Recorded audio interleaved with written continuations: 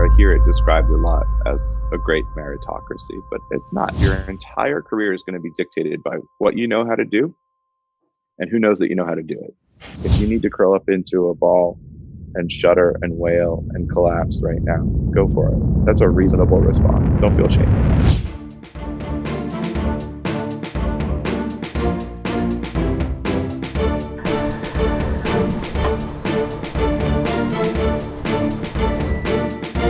All right, folks, welcome. This is Hong from Fun BMC. I'm super excited to have my friend Jonathan Basker here for episode 10. This is a big episode. Jonathan, welcome. Thank you. Good to be here. Good to see you again. How you been, my friend? Well, it's an interesting time. I've been up and down like most people. Yeah. Well, let me give people a little background on you, and then we can jump right into the personal, because I know some big things happening. So Jonathan, I've actually known you for a pretty long time, really long time. Yeah. Jonathan is essentially a talent VP people person. We worked, 15 years ago, back when you were at Gravity and I was starting my first recruiting gig. Yeah. So it's been 15 years of like hiring people. Yeah. Let's see. Oh my God, that was so long ago. It was a long time ago. But recently you were talent at Etsy. You're a VP people at BetaWorks, VP people at Handy, which is, I'm going to definitely ask you about that because Handy's a different type of company. Sure. And then launch Basker and Company, your own, I would say, coaching, recruiting, people, culture, operations. Is that accurate? I mean, it's evolved over time. It was very heavy on recruiting at the beginning. I'd say these days it is much more focused on organizational design and development. And that can look like HR, and that can look more like more of a consultative approach, and a lot more focused on leadership coaching.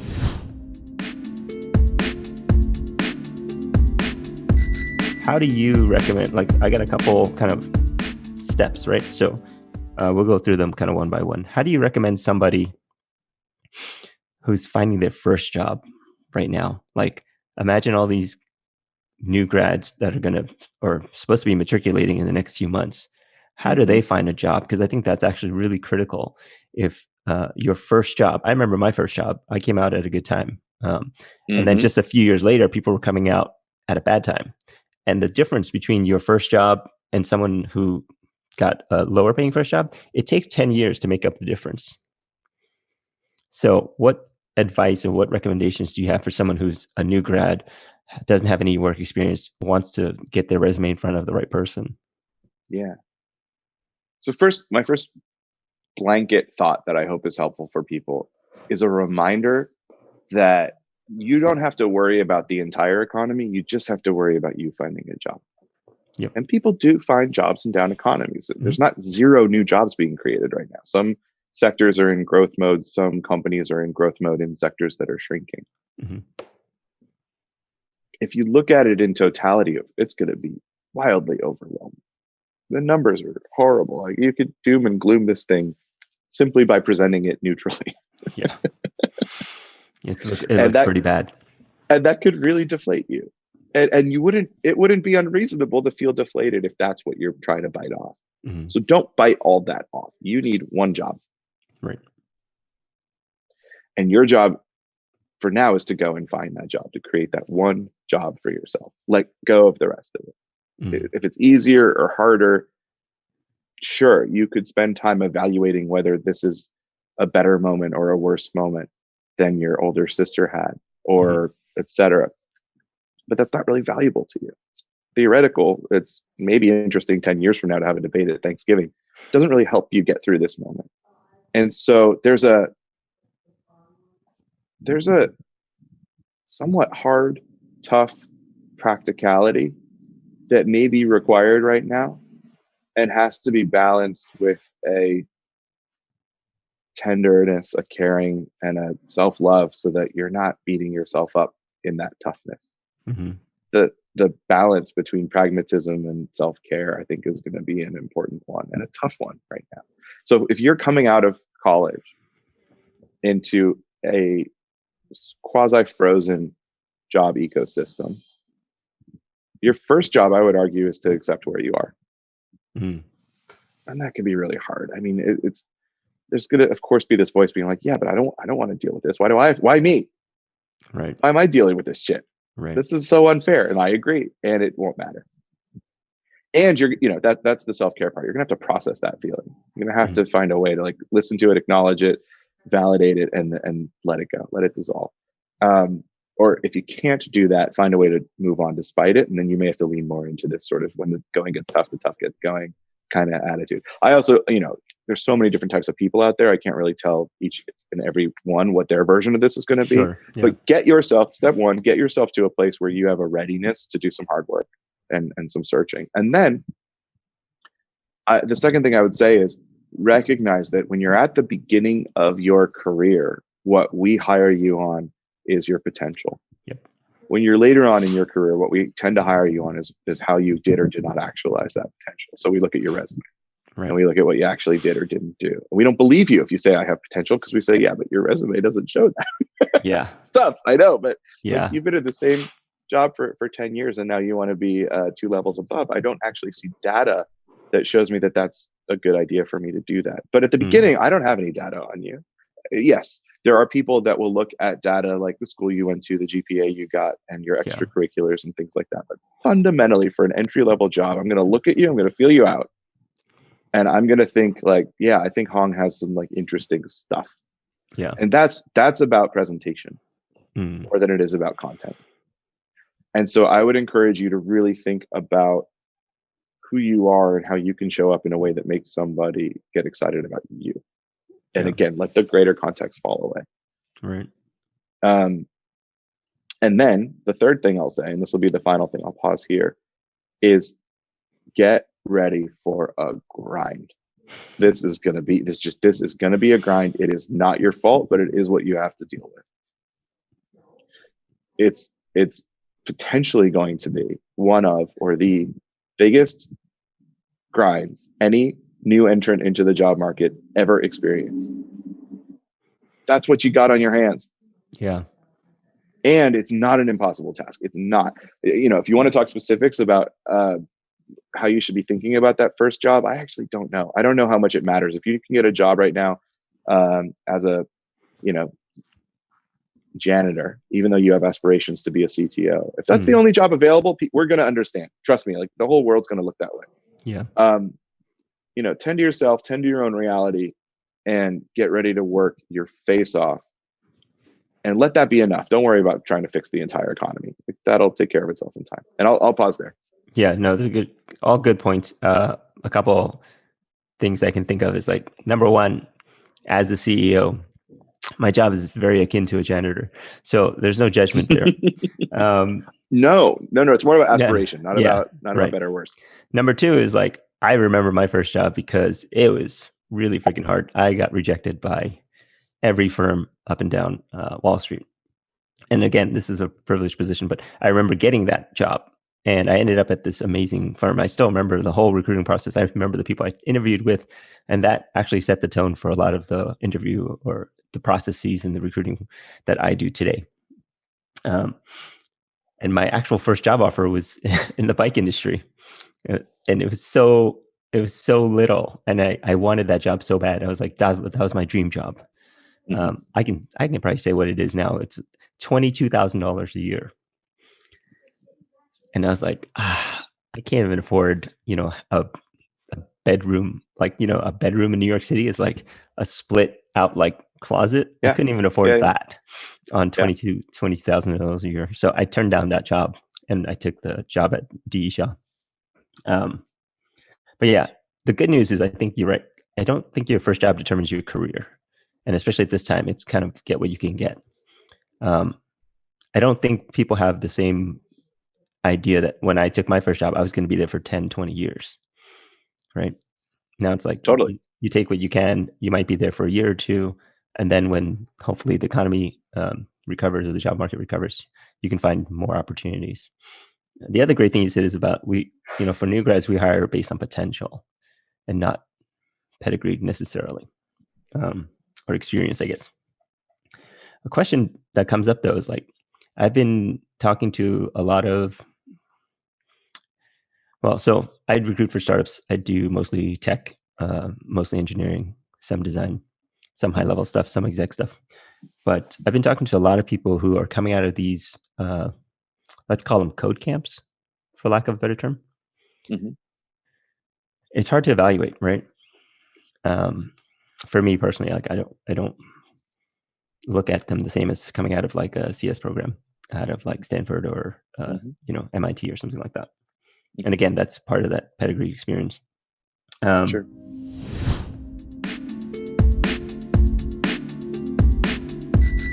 How do you recommend people who want to enter into startups or into tech and don't actually have kind of a tech background? Because, back in the good times, we would hire anybody and everybody. It doesn't matter. Yeah, absolutely.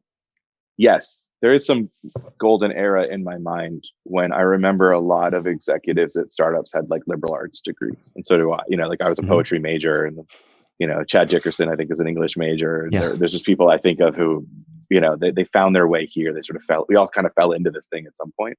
Mm-hmm. And I don't think that's as true anymore. I don't want to sound like a one-trick pony, but that persistence, like get ready for a grind advice, I think holds equally true here. I remember I once gave this talk on this exact topic at General Assembly when they were young, when it was still like an in-person, class-based thing solely. And I don't even think there were co-working space yet, maybe. And there was one woman in this class. It was about how to make career transitions within tech, so a slightly different topic, who really wanted to become a venture capitalist.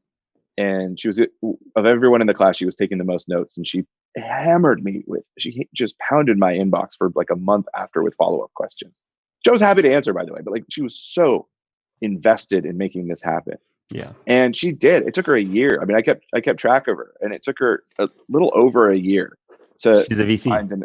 Yeah. But it took a lot of persistence. It took a lot of carry through. It took a lot of rejection. And along the way, and this is kind of the key thing I want to say here, you could tell her eyes and her ears were open. Like she was willing to listen and learn. And along the way, nothing she heard or saw changed her desire to get where she wanted to go, but it did inform it and what the path looked like and how you get there. Yeah. So sometimes what happens is when people go down that path with eyes and ears open, they actually hear something or learn something where they realize, oh, I don't actually want this. I thought I wanted to be a lawyer, but I'm just finished my first year of law school and I hated every moment of it. Maybe the data shows me that what I want is what I thought I wanted. Cool. That's an amazing result, especially when you're young and early in your career. But if like, okay, I want to become a programmer. This is one of the ways that I want to shape my life. I want this to be my vocation. I want my life to be shaped. And you can get more specific. I want to work remote from Montana, making at least X number of dollars a year while I raise Scottish sheepdogs, and I don't want to work more than 50 hours a week. Ultimately, that's where I want to get. And I'm 23, or I'm 40, and I'm coming from an accounting job, and I want to make this transition. Mm-hmm. If you're willing to hold that steady, just hold that vision and acknowledge that not everything comes easy, and you don't know yet whether you can get it right now or not, but you can get it. If you hold on to it, you can get it. You may or may not have sort of a difficult road there. I have another friend who wanted to be a doctor and is really bad at standardized testing. And I'm sure she's a doctor now. It took her 7 years to pass the test. And to the point where the rest of us were really, actually, even I was starting to look at her being like, God, this is starting to look like someone just, I don't know if you remember the scene in Raging Bull, if you've ever seen that movie. There's this incredibly painful scene where he's just punching a wall. Yeah. And you just have this feeling of like, God, just stop. Like you're hurting yourself. Just stop. It's time to stop. And there was this feeling of like, it's time to stop. And then like she got through, she got her thing, and she's a practicing doctor. So, there's a bit of this that's just wanting it enough. There's a bit of this that's wanting the right thing. I mean, there are things that we don't have high aptitude towards. And I think people have different philosophies on whether or not you can develop aptitude. I think it's a blend. Yes, you can. And I will never be a great mathematician. That is not a skill of mine. Yeah. I'm not detail oriented. The amount of, unless for some reason becoming detail oriented was the singular most important thing in my life, it's never going to happen. So some blend of know thyself and make sure you're pointing yourself at the right thing for you. and then just keep walking towards it and have some faith that you're eventually going to get there. Like someone's going to cut you a break. Someone's going to give you a chance. Some opening is going to come through. The economy won't be like this forever. Yeah. But that doesn't mean your first step on your path is the step into the end point. That path might be years long.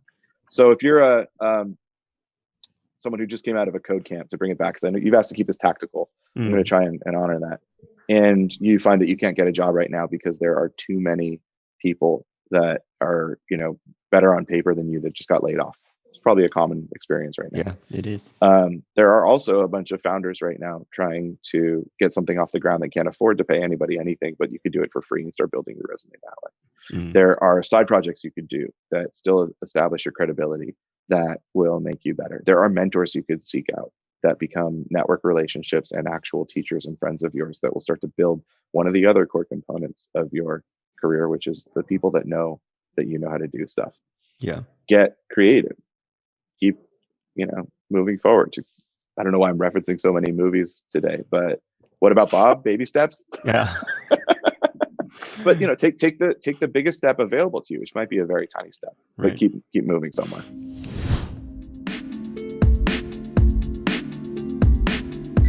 You send out 100 resumes and you're not getting the responses. Like, it's clear your resume doesn't work.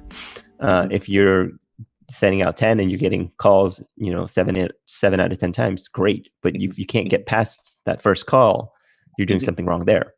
So can you walk us through like how, as a HR person or a people person on the inside, how do you evaluate a resume? Because I think most people know by now that I look at a resume for like 10 seconds, right? I mean, that sucks. Yeah. Like, you spend all this time and you do all the formatting and you use these templates, and then like you barely get a consideration, really. Yes. Okay. A few things pop to mind right away. I'm going to skip ahead and answer maybe like the next thing, because I just don't want to lose this thing. But if you do get to talk to this recruiter, one thing I would encourage you to do is, again, like eyes open, ears open. What type of recruiter are you talking to? Because there are people that are very process driven and they're just looking for keywords and canned answers. And you're going to need to identify that person. And then there are people that are more dimensional in what they're looking for and how flexible they are and how much they want to engage with you. Right. Those canned recruiters, I would argue, are pretty dangerous and not that useful, but they are common. They are prevalent. So we can maybe circle back to that, but it's true. I mean, if you are going through, so what does a day in the life of your average like mid-level recruiter look like? And I'm talking startup context. I can't speak to things I don't know about. You wake up, you have your coffee, whatever, come into work, you sit down, and there are way too many. If you're in a company with any kind of branded market, then there are way too many resumes sitting in front of your busy ass schedule, because you still have to spend the entire day doing a series of 30-minute screening calls. And that's all you get to decide whether or not this person is going to be sent forward. And whether we like it or not, at that level, most of the time what we're thinking about is this candidate going to make me look credible or not credible? Yeah. And so if I'm afraid that sending you to the CTO is going to damage my credibility with the CTO, it makes me way less likely. I might do it anyway. If I have a strong backbone, I might say, hey, I know you think this kind of candidate isn't worthwhile, but I want you to take a look anyway. I think that, Hong really has something. Please be open-minded. And there's stuff you can't control. We have a healthy relationship, unhealthy relationship. Am I respected them and all that stuff? Forget all that. Right. You can't control it anyway. But know that I'm looking at you, wondering whether or not you look credible. And what that means is, in a resume screen, do you look like what I've been asked to look for? And the best tool I can think of, and actually, Hong, I would love to hear if you have a different or other answer. I'd be really genuinely curious about this. The best tool I can think of is the simplest one. It's just look at the job description. A lot of them aren't written that well, but look for what they seem to really care about or be poking at.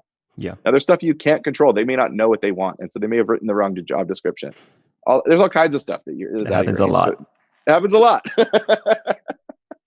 Now, if you're in a technical role, look specifically to the technical skills.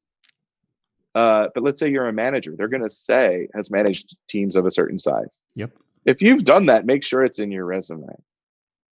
And actually, here's another really tactical, time consuming, going back to the grind, but important point. Rewrite your resume for every application. And here's why. Here's why. If you seem to read the job description and they're saying one of the most important things is X, and you did X, but it was 5 years ago, then you're going to want to write a functional resume, and you're going to want to put chronology at the bottom so that the first thing I see is the relevant stuff. Mm-hmm. But then the next company, that's not going to be the way you want to present yourself. Yeah.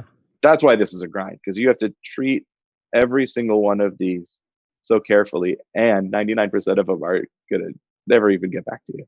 Yeah. It's wildly unfair, super frustrating, and it's the thing that most people are going to have to deal with right now. If you can at all do it, do not send your resume. If you can at all do it, network your way in and try not to get thrown to HR. Because we're even wonderful recruiters and wonderful HR people. I am not down on my people, but we can only say no to you. We can never say yes to you. It's not our job. We don't generally have that authority. Like, maybe like when I was at BetaWorks, I could effectively say we're hiring this founder. That's not normal. Normally, you can say, I'm screening you out. I don't think you're going to make me look credible. Let's be more fair. I don't think you're going to be a good fit for what we need in this role. And I've cut you out, and that's it. You're just shut out. But if you can start away from me and build some rapport, and it doesn't have to be the person in charge, by the way. Like when I got my job at Etsy, here, let me brag a little bit, but hopefully this is a story that will make my point. So you said you've been through 3 of these, or this is your 3rd one. It's my 2nd. So, I was back in the Gravity days when we first knew each other. I was a headhunter in San Francisco, 2008, 2009. The housing mishigas had happened, and all of a sudden, I'm working my face off just to make rent, and I had cheap rent. I paid $675 when I lived in San Francisco. Ooh, wow, I know it was one of the cheapest rents of anybody then. It probably doesn't even exist now. It was a decent place. So my overhead was low enough. I was able to hack it for a while, but eventually I decided to just quit and go travel for a year because I really wanted to. And I figured I was never going to have less opportunity cost. That was my excuse anyway, to let myself go do it. So I bailed. I went to Central America, Southeast Asia. And in Laos, I saw this job at Etsy that was at the time like my dream job. Mm-hmm. It was just sort of the product of the business that I was most enamored with. And to this day, it's still one of my favorite companies tech ever created. And so I reached out to a friend of mine who was very well networked, asked if he knew anyone that worked there because this dream job had come up, knowing I was never going to get the job, by the way. I was in Laos. This was just so that I could maybe meet somebody so that when I got back 6-8 months later, I would have someone to reach out to. And that maybe sort of signals the kind of networking thinking I'm talking about. So I get introduced to this guy. I won't use his name just because I have no idea if he wants to be mentioned on a podcast or not. But he was super nice and he was super helpful. And I sent him a list. I guess I took all my own advice. I sent him a list of all these questions. What's the culture like? What do they value there? What kind of person, would be happy there? What kind of person would be miserable there? I had his permission to ask him these questions. He gave me these really thoughtful answers. And I said, wow, like I'm in the wrong continent, but if there's any way I could, apply for that job, I would love to. And he just forwarded me to the COO. And then the COO met me over what would have been Skype then. Mm-hmm.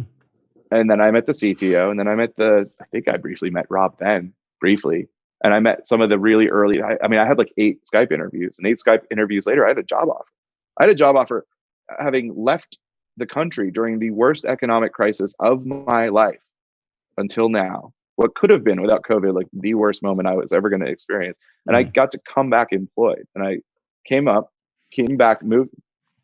to San Francisco, packed up my stuff and moved it to New York, and I was working.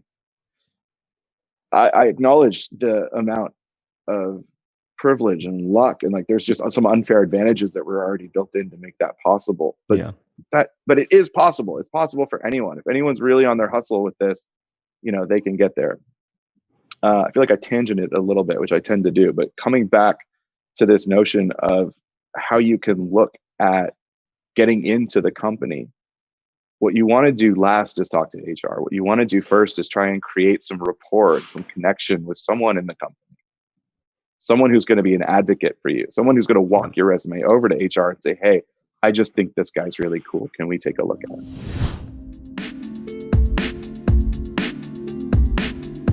obviously networking is really, really, unfortunately, the only way to get an early stage startup job. And people don't like to say that because we want it to be a meritocracy. We want to tell people everybody has a fair shot. The reality is like probably, I used to say 2/3 of the hires that I do are through referrals. Mm-hmm. I think it's actually closer to like 90%. So yeah, that's the reality. If you don't get that warm intro, like you're starting like way behind. Yeah, I mean, we describe it, or I hear it described a lot as a great meritocracy, but it's not accurate. Yeah. I mean, I agree. Like what we're actually describing is, I don't want to be too negative on it, but it's some amount of, a who's who list that kind of moves around company to company. And that's true way down into the stack of an organization. Like, sure, it's true when you hire a new CMO, but it's also true when you hire a new, superstar engineer within your local market. Yeah, I mean, in a normal economy, all I would say, if someone said you get like 2 sentences to try and talk to someone at the beginning of their career and tell them something useful, all I would say is your entire career is going to be dictated by what you know how to do and who knows that you know how to do it. Yeah. And you're going to need both if you have ambition.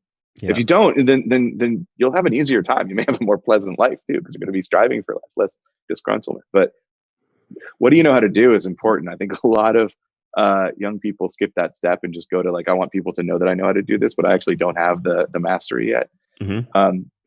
And the other one is there are people that are masterful, but very few people know it.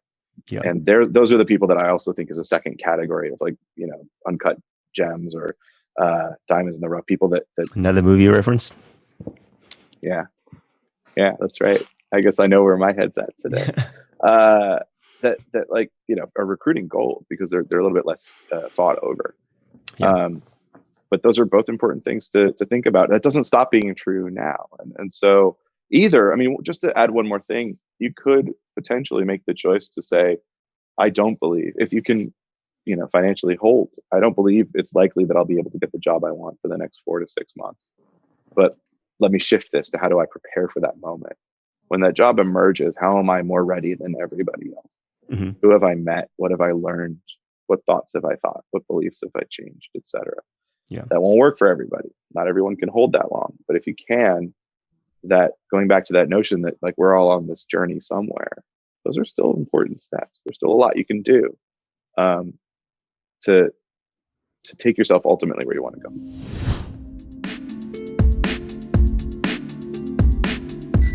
It's been a really rough time, and all we're trying to do is help.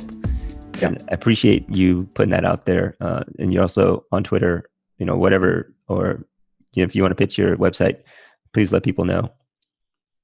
I don't have a website. Now that I have all this time on my hands, I'll probably create one. But all my business, I'm sure this is true for you, has always been inbound referrals. So I've just never needed to brand myself that way. That's right. But I'm at Basker on Twitter. I'm Jonathan Basker on Instagram. Use the pick your poison. I'm here if you want to talk. And just know that you won't be talking into a vacuum. I will absolutely be there to respond and hang out however you need that to look. Yeah, and we'll get through this together. That's right. We will get through this together. There's a curse, may you live it to see interesting times, and then that just goes through my head a lot. Like, these are interesting times. This is part of what it is to live in the world. As I said, is like sometimes things go wrong or don't go as right as we want. Yeah. And if you need to curl up into a ball and shudder and wail and collapse right now, go for it. That's a reasonable response. Don't feel shame in that. Yeah. Do it. And if you find yourself getting stuck there and unable to uncurl and it's starting to harm your life, reach out to someone for help. There's no shame in that. And if you find yourself looking at this moment and feeling galvanized and stronger and ready to lead and support those around you, there's no shame in that, even though other people aren't able to do it right now. Mm-hmm. Everyone's going to have their response to this. We're all going to do our best. None of us are going to navigate it perfectly. Yeah. The more we can help carry each other through it, the more this becomes not just a moment that we get through, but something that really changes who we are and how we show up for each other. That's my big hope.